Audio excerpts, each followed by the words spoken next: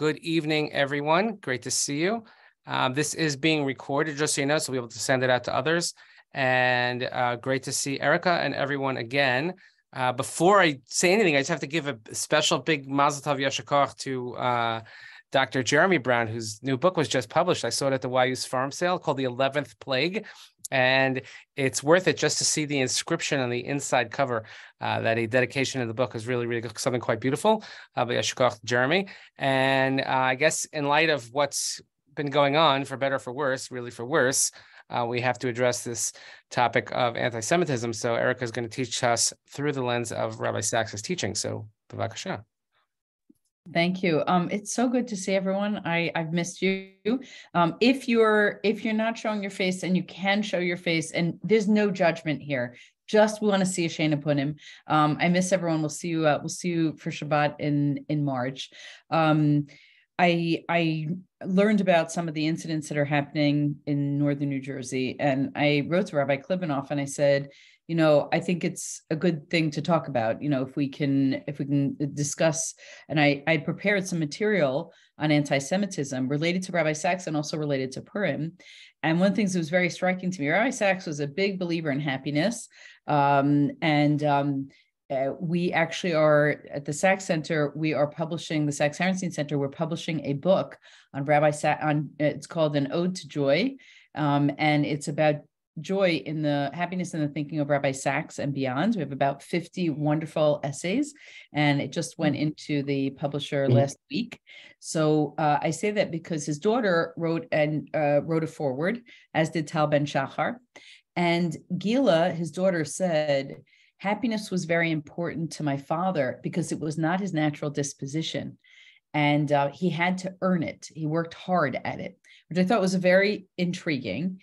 And yet, in the years that I knew him and it was his student and would go to his lectures long after being a student, when he came to the DC area, when he came to New York, I would always make a point of going to see him and sometimes being able to speak to him in a private session. He was always so happy. The only time I really saw him despondent was when he wrote his book Future Tense, and he was talking about his book Future Tense, whose main theme is anti-Semitism. And he was seeing the rise of anti-Semitism in Europe, and he was deeply, deeply distressed by it. Distressed because I think, like many of us, I don't know how many of you have Holocaust. I know that in Livingston, there are many, many survivor families who've really been pillars of the shul and really created the next generation of supported the next generation of institutions and the next generation of young men and women to take Jewish leadership roles. I know, as a daughter of a child survivor, and my grandparents as Auschwitz survivors, I never thought we'd get close. I thought anti-Semitism was a thing of the past. Very, very naive. And I think it's been a shock to the system for Americans, perhaps not European Jews, but for Americans. And certainly the statistics bear that out. So what I wanted to do is I wanted to look at some things that Rabbi Sachs says, and I want to frame them within a conversation about anti-Semitism. I'm going to share my screen. We may have even looked at this painting together because I want to put the definition and some of the thoughts that Rabbi Sachs says within the framework of Purim, our next major holiday. You could see this beautiful painting by Jan Levins. It's at the North Carolina Museum of Art, and one of my bucket list items is to see this in person. I love this painting. I actually really wanted it on the cover of my book. Unfortunately, 4 years earlier, one of my colleagues at YU put it on the cover of his book. So although it was in the mock-up, when I figured that out, I said, I got to use a different image. So I got the ugly Esther, and he got the fabulous painting of Esther. And you can see that you've got Haman, you've got their hands and their eyes communicating in this sort of triangle. Esther's looking at Achashverosh, Achashverosh is looking at Haman, and that figure in the background, which I think is Mordechai, could be someone else, but it could be Mordechai looking straight at Haman. And there's this tense revelation. Look at the hands that are closed, and one senses that maybe there'll be justice as a result of this revelation. But very often when it comes to anti-Semitism, we're talking about irrationality, and we're not talking about judgment. So I wanted to think a little bit as we go into our sources, if an act of Semitism has happened to you or someone you know, and I'm going to stop the share, something that's happened that sort of took you by surprise. Speaking recently to a young woman who said she lives in California, and she said all of a sudden a pickup truck filled with white supremacists drove past her, and everyone Heil Hitlered her. And she just didn't know, it happened so quickly, and it took her a minute to understand. And then all of a sudden she felt so vulnerable in that moment, so vulnerable. Anyone want to share? Yeah, Ben. I had an incident about 40 years ago in California. I went to a meeting with a bunch of engineers, and we walked out of a door of a building with 3 other engineers. I didn't have a hat on. I didn't have a kippah on. A gentleman walked over and said to the 3 other engineers, "Why are you walking with that Jew?" There was no way he knew. I don't know, I guess I look like a Jew, but he said that. And one of the engineers that was with me was a Mormon. And he immediately spoke up and chastised the guy. And he said, "Get out of here, you're crazy." And the gentleman left. But I was at a loss for words. I couldn't believe that in America, and in such a liberal city too, in San Francisco, that something like that could happen to me. Yeah. And so well, California is really not doing well now. That's over too. I'm so sad that happened. And I appreciate the shock value where you feel stumped and you don't have words. And then later on, you probably think to yourself, "Oh, I should have said this. I could have said that." But the words don't come because the shock is there. And I think right now we know we can't be shocked by these things. We have to prepare for these things. I often say, maybe I've even shared this at some point in talking with the shul. I remember going up the escalator on Foggy Bottom stop in Washington, my usual commute to the George Washington University. I get up, and all of a sudden the main student center, floor to ceiling, 8x11 sheets that said Israel's an apartheid state. And as a professor, forget a student, as a professor feeling, "Oh my gosh, I don't think I could rip all these things down." And I felt so overwhelmed and gobsmacked and at a loss for words. Now they were taken down. But you can take something down, and the residue is there. The sense that someone is not safe. And I've often said this, and I say it very sadly, anti-Semitism on college campuses today is the microaggression that is still tolerated, right? It's tolerated. Not only tolerated, but sometimes people join in. You can't join this club because you're Jewish, which automatically means you feel this about Palestine, you feel this about Israel, you feel and it has another guise. Anyone else want to share an anti-Semitic incident? I know you had. When I went to Frisch every day, as a student in high school, there was a swastika that was etched into the glass. I was like, when can we change that? But that was, there was, and that's not uncommon, unfortunately, in schools. Gail? Hi, how are you? Thank Nice you so to see much you. for holding a class. We appreciate it. I was in business in Columbia, South Carolina, and I was running late and I had to get to the airport, and I hailed a cab. And as soon as I got into the cab, I knew I was going to have a problem because there was a Confederate flag hanging. But I didn't have time to get out of the flag. And he immediately said to me, "Are you a Hebrew?" And I'd never heard that term. And I'm a child of a survivor. I'm not a child anymore. I'm an adult of a child survivor, I guess. And I was completely taken off guard. And I immediately looked at the door to make sure there was a handle and I could actually leave the cab. And I was fearful and I didn't know what to say. And I was certainly not upfront and saying, "Yes, I am." I didn't know what to say and I didn't know what to do. And I was really ashamed of myself that I didn't say something more proactive and have a voice. And I didn't know, and I didn't say anything. And he kept accosting me. And I'm like, I'm going to miss my flight. I'm going to miss my flight. I really don't have time to engage in this, but I was afraid. And at the end of the day, even though you're the victim, you become ashamed of your actions. And I really learned a lesson for that. And when my daughter was accosted on the campus of the University of Michigan, when she was speaking at a rally for Stand Up for Israel, and they had a protest, she felt comfortable because she was surrounded by Israeli soldiers, and she said something. But she was afraid, but she said something, and it made me proud that at least my daughter had the courage that I could not find in that moment. Gail, how long ago was that? So I'm trying to think. I think I was at Lehman, so 2004. But again, it's Columbia, South Carolina. Right, so you're almost 20 years ago. Ben, you're almost 40 years ago, you described. And both of you are describing this as if it happened yesterday.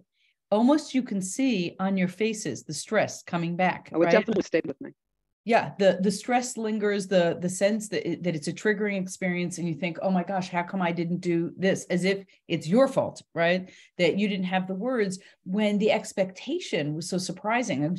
You don't expect that this is the way people will be treated. Kara? I had two minor things. One was a long time ago, it was in the 80s, and it was here in New Jersey when I was only like 21, and we were all sitting around at lunch. And one of the guys was talking about buying a car, and they were haggling, and the salesman gave him a hard time. And then he said suddenly at the end, like, I think the salesman was a Jew. And then he looked at me and looked down. And I was like stunned. My mother told me stories from the 60s, but I had never heard this. But then last winter, a coworker who I like who happens to be an immigrant, she said, oh, Jews all have money. And I said, well, how come I'm packing food for poor Jews every few months? You know, why am I giving donations to organizations to help Jews with no money?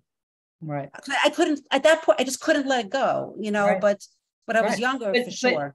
But it's also important not to let things go and to be able to explain, because sometimes it's malicious, as in what Gail was talking about, and sometimes it's just ignorant, right? Well, she was ignorant.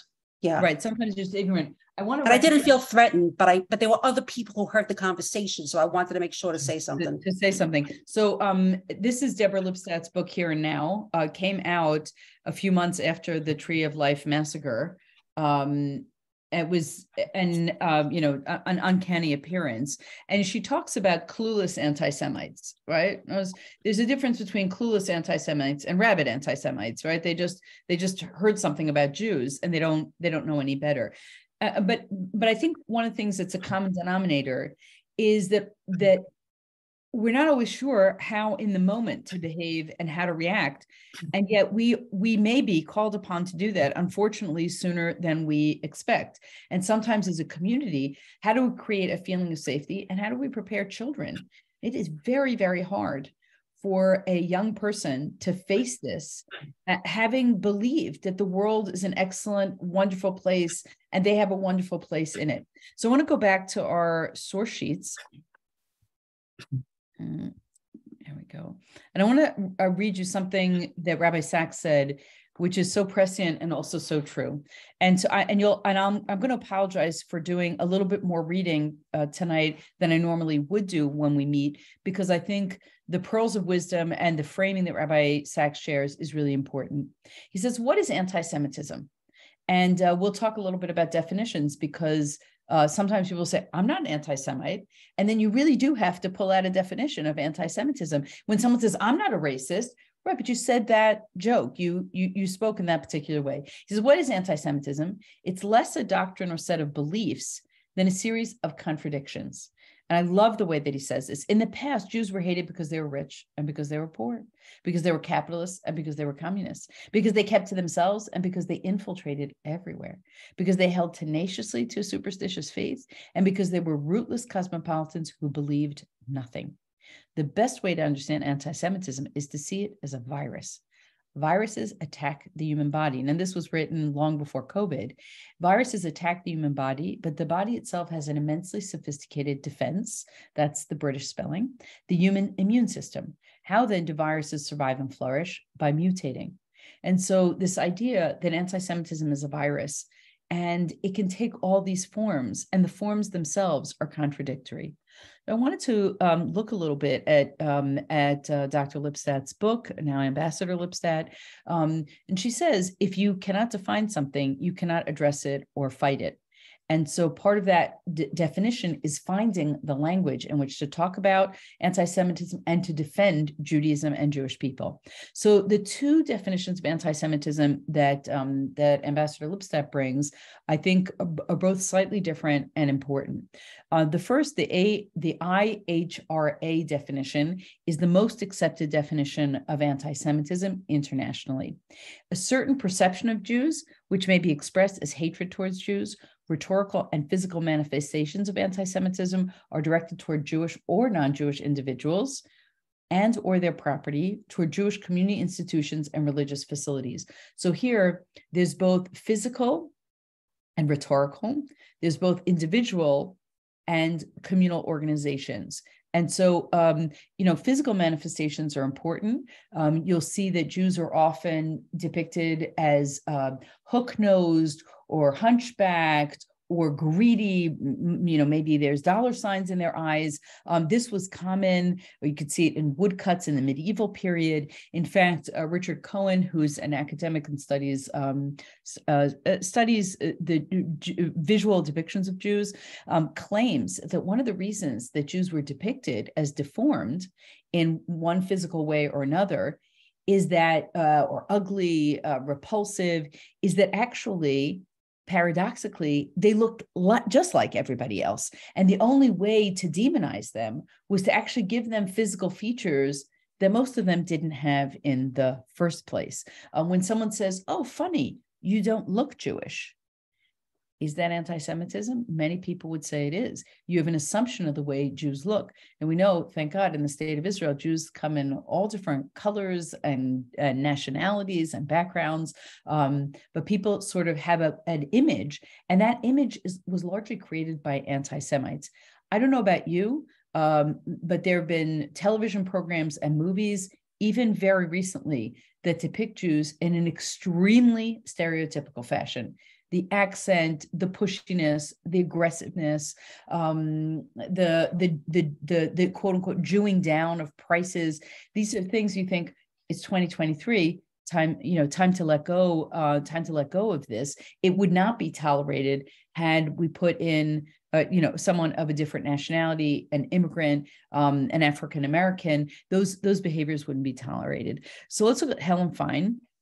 Helen Fine said, I think her definition of anti-Semitism, a little more nuanced: a persisting latent structure of hostile belief towards Jews as a collectivity, manifested in individuals as attitudes, and in culture as myth, ideology, folklore, and imagery, and in actions, social or legal discrimination, political mobilization against Jews, which is what we saw in Germany, and collective or state violence, which results in and or is deigned to distance, displace, or destroy Jews as Jews. I think what Fine captures is the violence. It's one thing, you have a very uncomfortable encounter, you don't know what to say in the moment, but it's another thing to have a systemic, political, legalized way of attacking Jews, displacing them, or annihilating them, as we saw in Germany. And it's really on a line or a spectrum of behaviors that can result in, that can go to the most dangerous of places. I want to explain something else that Dr. Lipstadt does. She says, rarely has so much meaning been vested in a hyphen and uppercase letter. And I have to say, because Deborah's a friend of mine, she's influenced me, and now I spell anti-Semitism the way she and other academics spell it, with a small a and a small s and no hyphen. And the reason she does that is something I never knew about anti-Semitism until I read her book. And this is what she says in the book. In Why Explaining the Holocaust, which is an article, Peter Hayes writes that Wilhelm Marr created the word anti-Semitism, if I'm not mistaken, in the 19th century, the late 19th century, I think. He created the word anti-Semitism. So an anti-Semite created the word anti-Semitism because he wanted a term that was an abstract, pseudoscientific euphemism that would A, differentiate Jews authoritatively from everyone else. In other words, they're anti-Semites. B, root their difference in their very nature and thought processes. These Jews are different. They're even genetically different. And thus, C, assert that opposition to Jews was not a mere prejudice, but a response to a demonstrable reality that had to be dealt with politically. In other words, this was the language that he used to try to show anti-Semitism as a disease or a social phenomenon. And so what Lipstadt and others do is by eliminating the hyphen, by making a lowercase s, the sense is you're trying to maybe even it'd be better use different language altogether than using a term that an anti-Semite invented. So I want to look for a few minutes at Haman's behavior in the Megillah, because I think it's the first recorded instance of anti-Semitism in the history of Western civilization. And it gets generated. It begins really, I think, in the beginning of chapter 3. Now, I can't see you when I have this text up. So if you want to share a comment, you have a question, you have a different reading of the text, please don't hesitate to unmute and jump in. אחר הדבר מאלה, גידל המלך אחשוורוש את המן בן המדתה הגגי, וינשאו וישם את כיסו מעל כל השרים אשר איתו.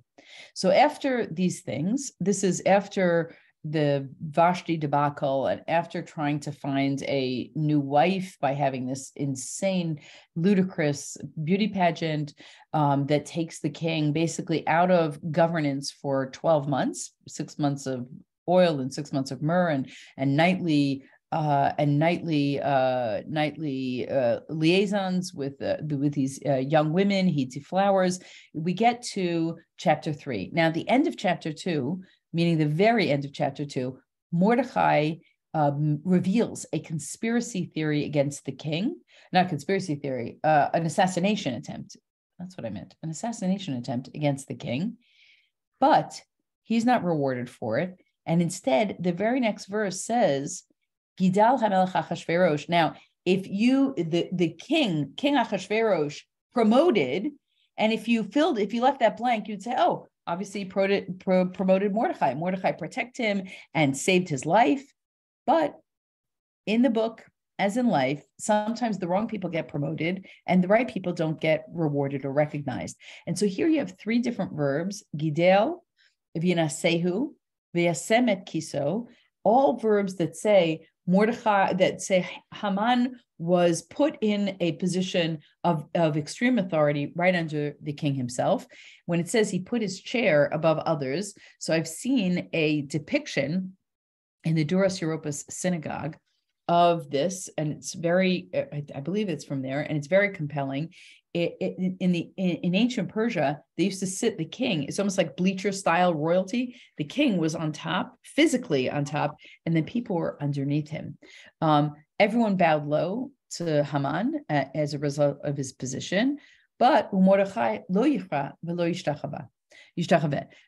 But Mordechai refused to bow and he refused to prostrate himself. So this becomes, now there are people who think, you know what? Why did Mordechai put his nation into danger in this way? But let me ask you, if you don't bow down to someone, do you expect that someone says, I'm going to kill you and I'm going to kill all the people who share your ethnic identity? And I'm going to stop for a second. I heard quite recently, someone said, well, if people behave that way, if Jews behave that way, it's going to create anti-Semitism. What are you going to say to someone who says, if you behave that way, it's going to stir anti-Semitism? And by the way, we say this to our children, right? Anything we do is going to stir up anti-Semitism. Right. Anything we do is going to stir up anti-Semitism. There's not something that you cannot do to prevent it. Now, it's true, and I certainly would say, to my kids, it's a little bit of pressure. When you go out, think of the dignity of the Brown family and all the Jewish people. It's a lot for our 4-year-olds, right? In other words, I think we do that because we're very conscious of the fact of we don't want to be Mechalel et Hashem, we don't want to profane God's name, we want to be Mekadesh Shem Shemaim, we always want to feel that we're bringing a good name to who we are and to our people. But someone said this to me actually in a work context, and I said, I must stop you there. There is nothing that Jews do that creates anti-Semitism. That is like blaming a victim for racism.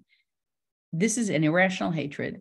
And there's nothing I can do there's nothing that I did that would cause those irrational feelings. If I made a mistake, if I mistreated someone and misbehaved, then talk to me about that. But that's not because I'm Jewish. That's because I'm Erica Brown and I made an error. And so I think it's very important to sort of separate and say no one has any right to engage in anti-Semitism, even if you behave badly. That has to do with your individual action. It doesn't have to do with your race or your ethnicity. Any comments on that? Any thoughts? Fran, good to see you. I'm going to go back to our screen share. And so Mordechai doesn't bow down. And why aren't you Madua ata over et mitzvat hamelech? Why aren't you doing what the king told you to do? And Mordechai said that he was a Jew. So he actually is Asher hu Yehudi. Mordechai took a stand about his identity. And Mordechai said, I don't feel comfortable bowing down. Maybe Mordechai also understood the kind of personality that Haman was, saw the megalomania in him, saw his aggression, saw his violence, and he did not want to make a gesture that would in any way give Haman a feeling that he could have power over everybody. Now, gestures are super, super important. They're important in life. Sometimes we don't realize how important the symbolism is. I remember so clearly, I was living in Israel at the time. I remember we brought the television down to the kitchen. We had a small television, brought it down to the kitchen so that we could watch the Arafat Rabin handshake. You know, it was like the big thing. And did everyone remember that? Like, is he going to shake? Is he not going to shake? This idea of watching a public gesture and what it means, I think it was important in this story. And Haman, v'yimale Haman chema, Haman was filled with rage. Now, fury is not uncommon to the Megillah. Achashverosh is furious with Vashti, so furious that he banishes her. Some, the Midrash suggests that he killed her, but she's certainly banished from the book. And then when he wakes up the next day and his anger has dissipated, he's sad for the loss of Vashti. So there's anger, and there'll be anger anger will propel this story, and in many ways will save the Jews, because Achashverosh happens to walk in when Haman is on Esther's couch. He's filled with another set of rage, and he's ready to get rid of Haman. But let's talk about this statement. Yevez beinav, we're on verse 6, the bottom of 3. Lishloch yad Mordechai lebado. He said to himself, like, why should I just punish Mordechai? And I will punish ki gudulo et am Mordechai. He was told of Mordechai's nation. And one of the things that I just realized in the Megillah, I don't know why it took me this long. Ki higidulu et am Mordechai. Haman had no idea who the Jews were until he met Mordechai. They weren't a people that he had to pay any attention to in his political life, in his career. He didn't know anything about them. He was just told about them. But because they were associated with Mordechai, he was ready to get rid of them all. V'yevakesh Haman lashmid et kol hayudim asher b'chol malchut Achashverosh am Mordechai. All of those associated with Mordechai in the entire kingdom were now punishable by death because of a personal vendetta. And as we continue in the story, he casts lots and he figures things out. But this is the verse that I think really gets to the two definitions that we saw: the international, the IHRA, and then Helen finds. Vayomer Haman lemelech Achashverosh, yeshno am echad, mufuzar mufurad bein ha'amim. There's a nation in your 127 provinces, and they're not a distinct province. They are spread out and dispersed between all the nations of your kingdom. V'dateim shonot, they have different rules. Mikol am, from every other nation. Now, every nation here every nation in this empire probably had different rules and different behaviors and engaged and perhaps looked different. Perhaps they had different languages. We know they had different languages because all of those edicts had to be translated in multiple languages. So we know, if anything, that Achashverosh maintained the kingdom. We allowed people, that this is not in the history of kingdoms, this is not always the case. Sometimes the entire kingdom, Justinian, the entire kingdom has to have the same faith, has to have the same language. He allowed for those distinctions. But Haman says, no, they have different rules. And not only that, Datei HaMelech einam osim. They do not keep the rules of the king. And then he makes this enormous jump. And it's the jump that anti-Semites make that's very, very painful and irrational. I don't like you, and therefore, ein shoveh lahanicham. There's no need to preserve them. In other words, there's no worth in keeping them. There's one thing to say, I really hate this person, and then to say, I really hate this person, and because he's part of a nation, I hate the whole nation. And then to say, this whole nation is different. And then to say, let's just get rid of them. Now, I did my PhD on Esther on a particular commentary from the 16th century. And one of the observations that Eliezer Ashkenazi, the person I studied, makes, which I found, I don't know why I didn't think about this before. He said, don't think about how the Jews experienced this alone. Think about any one of those 127 provinces. If a minister can suggest to the king, and the king can act on it, that I'm going to stop the share for a second. I don't like the state of Idaho. So everyone who lives in Idaho is gone. Now tell me what happens in Ohio. Tell me what happens in New Jersey. Tell me what happens in Florida. People are saying to themselves, could be us next. So one of the things that in the 16th century, already there was a sensitivity to sort of the emerging nation states, that if you make a claim like this would be utterly destabilizing to the polity, to the empire. So you can't just say this. And we're going to look at something that Rabbi Sachs says. I just wanted to give that sort of to preempt what Rabbi Sachs is saying, and to sort of ground it in the Megillah, because I think virtually every experience we have of anti-Semitism comes down to what Haman said: "You're different, and I can't tolerate you." Yeah. First of all, that's why the B-52s wrote a song called "Your Own Private Idaho." I'm sorry. I really didn't mean Idaho. It could have been. Yeah, but I think if you look at the text carefully, also. One thing that we have to be aware of is that probably individuals wouldn't act on their own, even individuals in great power. It's only when they get worked up and somebody riles them up. So if you look, there are different depictions of this, but it's not like Mordechai was standing in the middle of the street saying, and everybody's bowing, and he's not. It could be he just like went off to the side or something, and Haman has no clue. It's not until they told Haman, and then the next pasuk says, Vayar Haman. And he's like, oh, Taka, they're right. This guy doesn't listen. He doesn't. Oh my God, they're right. So now I got to go after this guy. It just takes this. Yeah, and it's always the ministers, right? It's always like the other people who are paying attention and drawing attention. But very well said. There's always somebody pulling the strings, because if he's left to his own devices, maybe he didn't. He had bigger fish to fry. He didn't care less. Right, but then all of a sudden, this becomes his nemesis, right? And he draws everyone's attention to it. Actually, when it was the thing about gestures and bowing. So apparently, I wasn't there, but when Rabbi Sachs was knighted, he leaned, but he did not fully bow to the queen. The rumor is that she said, "Why is this knight different than all the other knights?" But I don't think that's true. There is a sense, though, that people really, they say that they're open, but they really can't tolerate difference. And that's what's, there's this sort of force of light and darkness that's playing out in this story in a very profound way. I think we don't often think, we think, we have many, many stories of destruction, but in virtually every other instance in Tanakh, it's in a military context. And in a military context, it's true. Amalek behaved terribly towards the vulnerable. There's also situations of battle, skirmishes, war. This has nothing to do with that. This has nothing to do with that. It's really to my knowledge, it's the only biblical example that actually, unfortunately, foreshadows everything that happens later, where Jews are attacked simply because they behave differently. And that seems to be sufficient. So I want to go back to the text. And I want to go to another aspect of this, which is striking and ties anti-Semitism into money. In order to get permission to destroy the Jews, Haman says, "Im al melech tov yikatev la'abdam."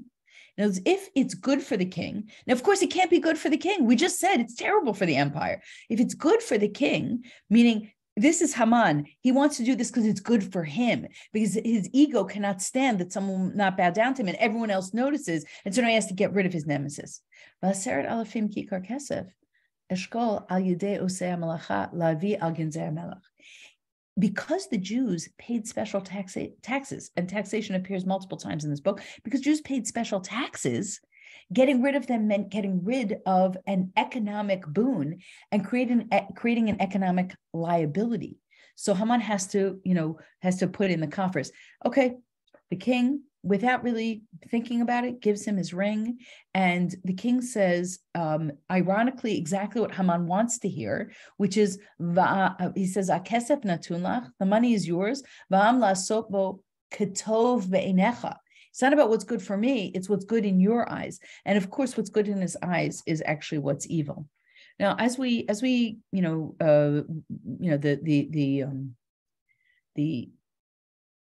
the edict is now traveling to everywhere. If we look just at the end of this chapter, it says, "V'amelech v'Haman yashvu lishtot va'ir Shushan nevocha." This notion that Haman and the king, they just made this decree, and it shows their cruelty. It reminds me of the biblical text of Joseph. His brothers throw him in a pit, and they sit not far. They can hear his cries, and they eat.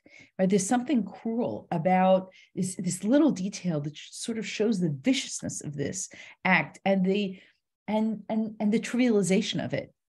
It's just it's something we agreed to before lunch, and of course, the Ir Shushan Nevocha, the city is very confused. They have no idea what has just taken place here. If you read accounts of the early days of Nazi Germany, where shopkeepers, where school teachers, people had no idea, Germans had no idea what this was about. These were their neighbors. In many instances, these were their friends. All of a sudden, they're confused. Now that confusion changes into something else, unfortunately, and that doesn't take very long. But I want to go back to Rabbi Sacks, sort of sandwich our text of Esther in the writings of Rabbi Sacks, because Rabbi Sacks had the kind of courage that we don't always see today. And I do want to say, and I say this uncomfortably, I often wonder what Rabbi Sacks would be talking and writing about if he lived today. As many of you know, he wrote about a book a year. So I think even if he had another 5 years, he died at 73, even if he had another 5 years, what would he have given the world? And I like to think that because anti-Semitism has only increased since his death, that this would have been a much larger campaign for him. As many of you know, Rabbi Sacks spoke in front of the World Economic Forum. He was friends with Prince Charles, now King Charles, who gave one of the most beautiful eulogies for Rabbi Sacks. The Archbishop of Canterbury was a treasured colleague of his. He was someone who understood what it meant to share the message of Judaism and also faith generally, and to protect Jews in circles where Jews really rarely interacted. And I'm concerned that we don't necessarily have sometimes the rabbinic leadership to say, this is an issue. I'm not only thinking in my Dalet Amot, my 4 cubits, I have to make the case to the world at large about what is happening. So this is Rabbi Sacks in 2016, right? Within 2023 now.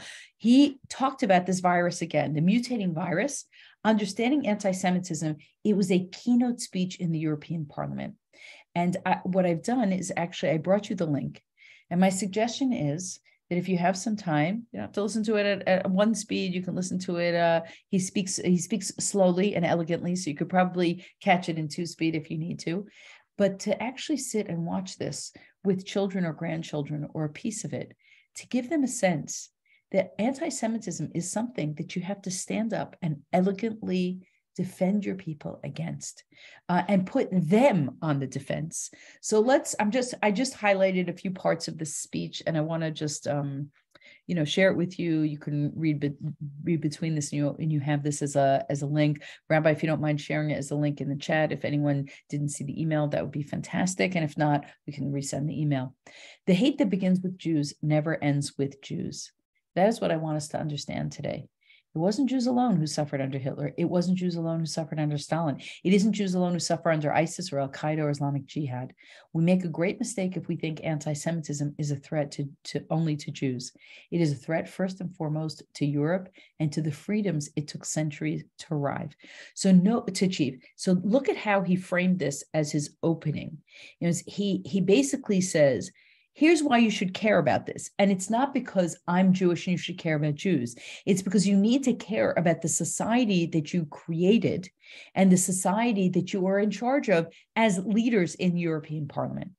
Anti-Semitism is not about Jews, it's about anti-Semites. This is something Rabbi Sachs would share and say in lots of different ways for the entirety of his career. He basically said that anti-Semitism is a societal problem. And it is not the job of the victim to take care of the problem. It's the job of society. He believed that we need to stand shoulder to shoulder with leaders of every faith and political leaders for whom it's their job. Right? It's not the job of the victim of racism to fight racism. Of course they have to do that because that's their very lives. But it's the job of a society to protect the values of that society. And so let's go back to Rabbi Sachs. It's about people who cannot accept responsibility for their own failures and have instead to blame someone else. And he talks about how dangerous this is and how dangerous it is to anyone who values freedom, compassion, and humanity. And Rabbi Sachs does what Deborah Lipstadt said you must do, which is define anti-Semitism for people, because it's not always clear. And I want to just give that as the first line of defense to all of us. We've now shared Rabbi Sachs's definition of anti-Semitism. We'll do here, which is a second definition or an elaborated definition. We talked about Helen Fein's and we talked about the IHRA. Now, I'm not expecting everyone's going to remember this, but I think it's important to say this was anti-Semitism, and I want to tell you what anti-Semitism is.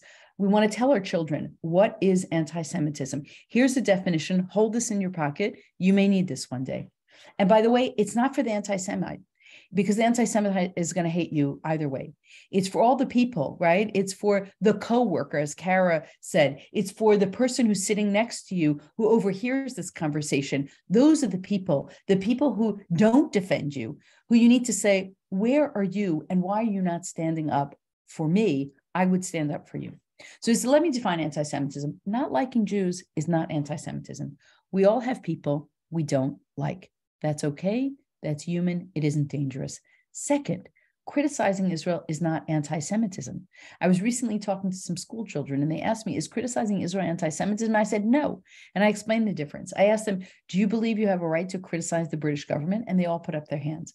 Then I asked, which of you believes that Britain has no right to exist? And no one put up their hands. Now you know the difference, I said, and they all did. Anti-Semitism means denying the right of Jews to exist collectively as Jews with the same rights as everyone else. And here he talks about the mutating forms, which you can read about in the paragraph. He said, the reason we didn't expect anti-Semitism again in Europe is that Europe had undertaken the greatest collective effort in all of history to ensure that the virus of anti-Semitism would never again infect the body politic. It was a magnificent effort of anti-racist legislation, Holocaust education, and interfaith dialogue. Yet anti-Semitism has returned despite everything. And this, I think, was a very, very important, it's an important statement, it's a true statement, but also was a politically astute statement. He started off talking not about Jews, but about society and the kind of ideal society that Europe should represent, and the kind of freedoms that it wants to be associated with. Then he says, it's not like you didn't try, right? All of you or the generation before you tried post-Holocaust to repair the fissures in society, One of them was anti-Semitism through education and other means. But of course, if it's a virus, it mutates. And if it's irrational and it's an irrational hatred, it's going to come back in some other form. Again, I'm not reading the whole speech, but I brought the speech for you. He says, this is happening to Jews throughout Europe. In every single country of Europe, without exception, Jews are fearful for their or their children's future. If this continues, Jews will continue to leave Europe until, barring the frail and the elderly, Europe will finally have become Judenrein. And imagine now you're using that word, and the Prime Minister of Germany is there. The Prime Minister of Austria is there. You are using terminology in a courageous and in a transparent and in a direct way. He minces no words here. He pulls the punches, and he basically says, Jews will evacuate of their own accord. They will not feel safe here. And if you look at Aliyah from a variety of countries in Europe, it is staggering how many people have left. Let's just go again. You can see how long the speech is. Anti-Semitism is a form of cognitive failure. It happens when groups feel that their world is spinning out of control. And again, he tries to give a historical picture for it. Jews were hated because they were different. And here he says, I end where I began. The hate that begins with Jews never ends with Jews. Anti-Semitism is only secondarily about Jews. It's the failure of groups to accept responsibility for their own failures and to build their own future by their own endeavors. And he says Europe is not fundamentally anti-Semitic. By the way, there are people who believe that Europe is fundamentally anti-Semitic.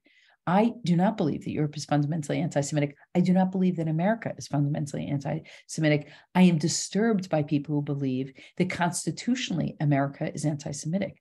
That doesn't mean that anti-Semitism is okay in America.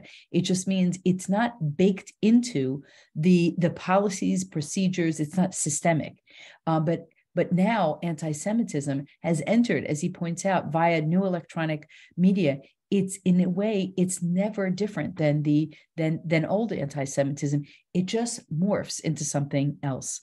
And he says the history of Jews in Europe has not been a happy one. Europe's treatment of the Jews added certain words to the human vocabulary: disputation, forced conversion, inquisition, expulsion, auto-da-fe, ghetto, pogrom, and Holocaust. These were all words. I mean, imagine you're a non-Jew who's listening to someone say this, and you sort of don't know where to turn because he's giving you a vocabulary that Europe contributed to history and certainly to Jewish history. And he says, I just want to close with what he says, and then I'll stop the share. Today, I've tried to give voice to those who have no voice. I've spoken on behalf of the murdered Roma, Sinti, gays, dissidents, the mentally and physically handicapped, and 1.5 million Jewish children murdered because of their grandparents' religion. In their name, I say to you, you know where the road ends. Don't go down there again. And when I say this, I feel verklempt, because what he's saying is, we know this history. And it's not only the history of the past century, it's the history from the medieval period, and it's the history in the 16th century, and the list goes on and on and on. Don't go there again. As I read this speech, and I just feel sort of goose pimples, and imagine what it would have been like to sit in that audience and listen to him say this. And you think, well, maybe it helped. But of course, if you pay attention to the statistics in Europe, and certainly in America today, it doesn't feel that way. I think that the Rabbi Sachs understood this persistent virus as something we'd all have to face in some way or another, either individually, collectively, as the state of Israel, and we have to arm ourselves. And I'm not sure how well we can defend ourselves, as is evident by some of the stories that we've told here, where we're not quite sure what to say. But the issue is one might say, it's important to say something. And like I said, not always to the anti-Semite, but the clueless anti-Semite, the person standing beside the anti-Semite, needs to hear that we have the ability to defend ourselves. And not only that, we need to be there as first responders to racism, to any kind of ethnic hatred, so that we can say we stand shoulder to shoulder because this is the kind of society that we want. So I want to stop there, take your questions, your comments, your observations. I think you'll share with me the huge loss that is Rabbi Sacks. And I think in reviewing his words, realizing how necessary they are, and grateful that he left this legacy of so many words so that we could read and study it again. Thoughts? Hi, Erica. First of all, thank you. That was brilliant. And Rabbi Sacks is a personal hero. I think what upsets me the most about the Megillah is you've described it as Rabbi Sacks wrote, Jews are the scapegoat. When there's a societal problem, they look for reason. There was no societal problem. This was one angry man. Well, it's even more crazy. Yeah. So I want to give it a slightly different reading of this, possibly. And that is, you do have a sense that there was economic mismanagement in the kingdom. In other words, if you remember, the king has this party, 187 days. Who's paying for that, right? Who's leading? And then when he anoints Esther, he withholds taxation. One of the things that Mordecai does is he comes in as the accountant, right? He reinstates taxation. And maybe there was a sense that there was economic deviance, and in those instances, Jews very often get blamed. I don't know the landscape. I just think it's very interesting that those details are given. I do want to give a shout out to your son, because your son, when he was publishing his book, The Ghetto, he was teaching it to a group of GW students, and I asked him if I could audit his class. So I got the great privilege of sitting in the back of his class and studying the development of the ghetto and the way ghetto is used today, and really sort of participating in the sad closure of Europe for Jews. Today we take Jewish tours of Europe and we go, oh, let's go to the ghetto. There's a great restaurant there. In fact, what is the restaurant called in Italy? Let's go in Rome, Baguetto, right? And we're like, wow, the fried artichoke is out of this world, right? You know what I'm talking about. Sarah Klibanoff, you know what I'm talking about. And then you say to yourself, this is actually lunacy. We're like calling this restaurant and we're like visiting these places. And then you say to yourself, wait a minute, we lived in this size, we built our buildings up. The synagogues had to be discreet, and then you say, we named a restaurant after a ghetto. And I'm not saying we don't think about it this way consciously, but imagine saying we're going to a restaurant called concentration camp. Right? The conditions weren't the same. But when we think about Warsaw Ghetto, right, we have actually in some way normalized these terms, normalized this as an aspect of Jewish life. And the cost to our own children. I just would say for myself, growing up, I know that many of you have Holocaust, have survivors in your family and have Holocaust stories and people who died in concentration camps. And I think to myself of the legacy of hatred that was passed down to me, that was kind of invisible to me. It was the sense that the Jews are hated, that everyone hates the Jews, that the Holocaust is imminent at any particular point. It's a lot to carry. Now we've gone to the opposite extreme, and our Jewish day schools are filled with joy. Every Jewish day is a happy day. It's Modeh Ani every second. We got Shweki on board. Like, we're all good, right? We got Shweki, we got Modi. We're going to Pesach program. Everybody, like every comedian, we've got 1,000 fantastic restaurants, and we're talking about them all the time. And then there's this sort of almost blur and denial. We know that it's happening, but I'm actually not sure that we've organized ourselves appropriately and educationally to defend ourselves. And I think that's the thing I take most from Rabbi Sacks's teaching is, what does it mean to have the courage to go into the European Parliament and to tell European leaders, this is not going to happen again. But I want to tell you about the history, and you're going to sit here for 20 minutes and you're going to listen to me lecture about this, because this is not the society we want to create. And I'm actually think that we tell the story of anti-Semitism to each other, how terrible it is. And what we don't do is go out into the workplace, go out into the office, go out into the hill and say, when I said never again, I meant it. And this is way we define anti-Semitism. And when you say that, you celebrities say this. I don't know if you saw it. I'm a Peloton cyclist. I sounded like a professional. I'm totally not a professional. When they say like, you boss it up, I'm not the boss. I'm not even an employee. I don't know what I'm doing. But anyway, there was Bradley Rose did a Hanukkah ride. And I wrote about the Hanukkah ride because he's a non-Jew who basically said, he kept saying, we have to feel for these people. We're with these people. This is an alliance. So I wrote this piece to thank him. And a lot of Peloton riders read it. And Bradley Rose, and a few people sent it to him, and he was very chuffed about it. One of the things that I noticed, and I put it in the article and then I took it out, is he never said Jews. He didn't say Jews, right? It's like, you can call us Jews. We own that. It's not a bad word. It's not a bad word. It's a good word. It's our people. We've been around for a long time. We've contributed a lot to Western society, and we're good. So I think this is really, in many ways, it's a call. And I often wondered, just to close, I often wondered why we're still reading the Megillah. As a kid, I would wonder, these are the old stories. They're not our story.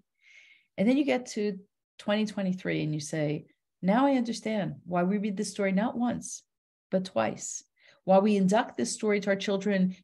They have costumes, they have fun, they have candy, some people get drunk. But at the end of the day, we're reading the story multiple times because we have to grow up and grow into this story. And I think, as we've seen tonight, we have the first instance of recorded anti-Semitism by someone who basically said it as it is, and we had to take him at his word. He wanted us destroyed, and he set out to do that. But because of Esther and because of Mordechai, who weren't afraid to stand up for who they were, the tide changed and society changed. So please, God, it's my bracha to all of us that we have the courage, the language, and the conviction to stand up, not in our own communities, but outside, as Rabbi Sachs did, to defend who we are. Wishing you a wonderful Pesach, Purim, and I'll see you before Pesach, and I'm wishing you a Shabbat Shalom. Thank you. Wow. Shabbat Shalom. Thank you very much. Thank you. Thank